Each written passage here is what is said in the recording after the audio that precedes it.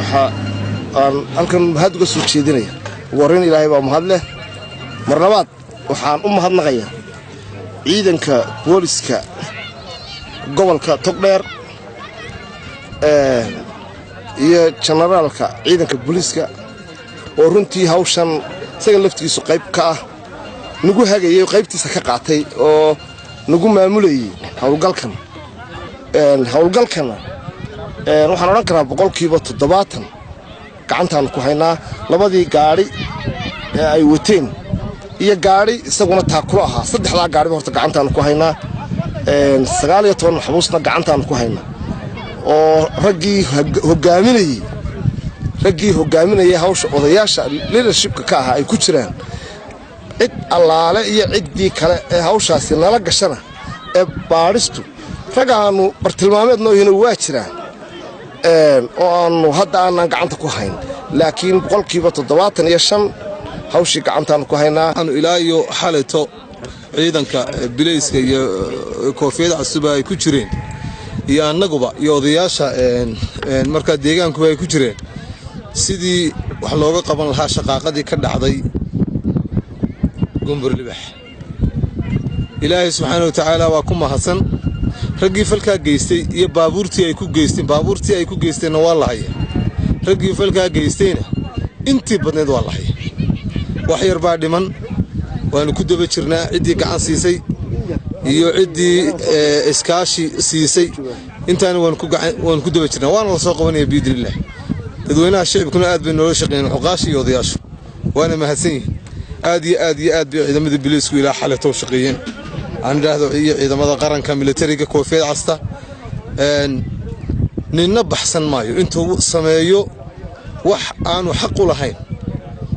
oo dulmi iyo xaq darro iyo sharci darro intuu sameeyo iska baxsan maayo way soo dhamaatay waqtigii qofku intuu wax sameeyo uu reer ama koox dabada gelin jiray ku baxsan jiray inta hadina biidin waan soo qabanayna sharcigana waa la horkeenay qof sharciga ka weyn ma jiro waxaan tacsi tiiraanyo iyo murugale u dirayna qoyskii iyo qaraabadii iyo eheladii uu ka baxay ninka marxuumka ah ee la dilay xaq darrada lagu dilay waxba lagu lahayn waxaan maanta halkan u sheegaynaa oo aanu dhacdadii ka dhacday deegaanka Gumbar Libax halkaas oo nin ku dhintay dilkiina ayna gacan naga siiyeen ciidamada amniga gacan ku dhiglayaashii intoodii badneedna waa la hayaa qaarna waa lagu daba jiraa waxaan halkan ugu mahadnaqaynaa ciidanka qaranka sida laxaada leh ay gacan buuxan nooga siiyeen ee arinta ay noogu yimaadeen anagu ka uqaalahan waxa weeyaan waanu la shaqaynaynaa meel allaaliye meeshii dadka wax falka geystay ay galeenna si gacan buuxda ayaanu markaa kala shaqaynaynaa ciidamada amniga taliyaha qaranka gudoomiyaha maayarka dhammaan amniga waan ku garab taaganahay hawsha waxaanu leenahay cid allaaliye meel allaaliye meeshii ay galeen ha loogu tago gacan buuxda ha laga qabto cid allaaliye cidii kaalmaysay waxaanu leenahay sheedaan baa ka shaqeeyay halkan magaaladan Geedihaan ayaanu joognaa falkii ka dhacay magaalada la yiraahdo Gumbar Libax si adag ayaa looga hawl galay halkan waxaan uga mahad celinaynaa